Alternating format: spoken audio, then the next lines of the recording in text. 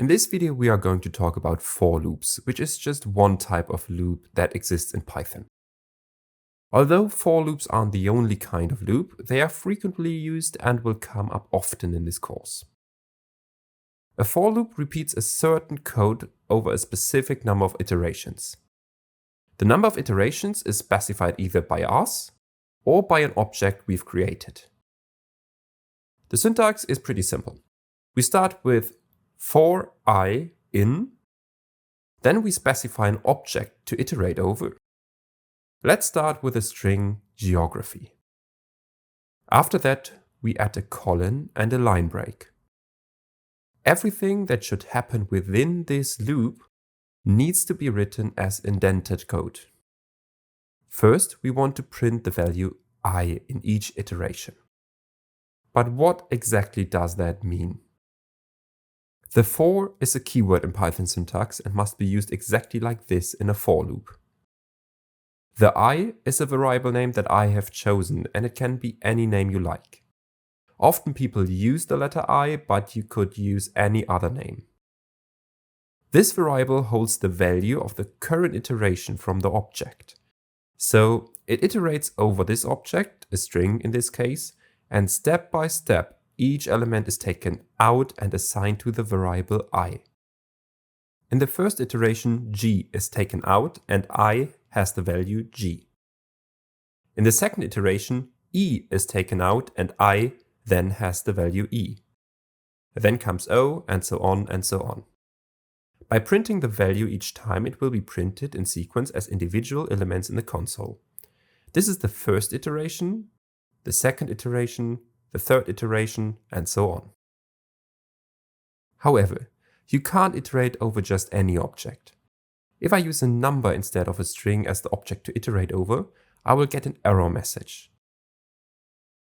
While numbers aren't suitable objects for a loop, lists are perfect, and it doesn't matter what data types are stored in the list.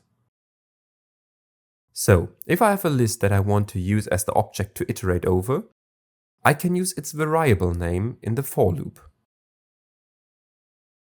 My variable I will hold the list element at index 0 in the first iteration, then element at index 1, and so on.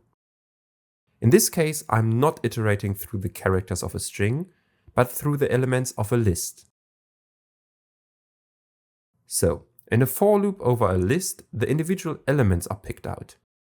This means that if I iterate over a list of numbers, I can perform calculations with extracted numbers.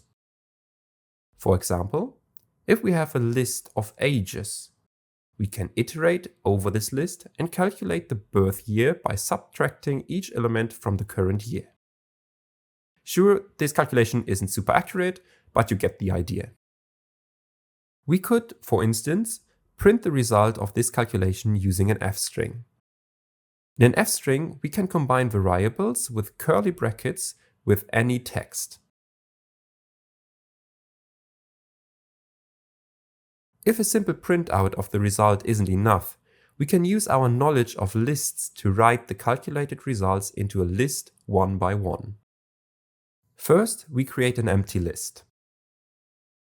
Then we add the results of each iteration to this list using the append command. If we print this list at the end of the loop, we will get the results stored in this list. It's important to ensure that the list is printed outside the loop, so it prints correctly with all the results. This means it should no longer be indented under the loop.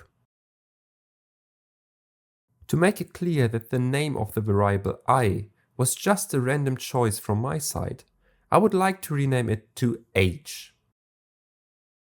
Once I renamed it up here, I need to remember to consistently use this variable name within the loop.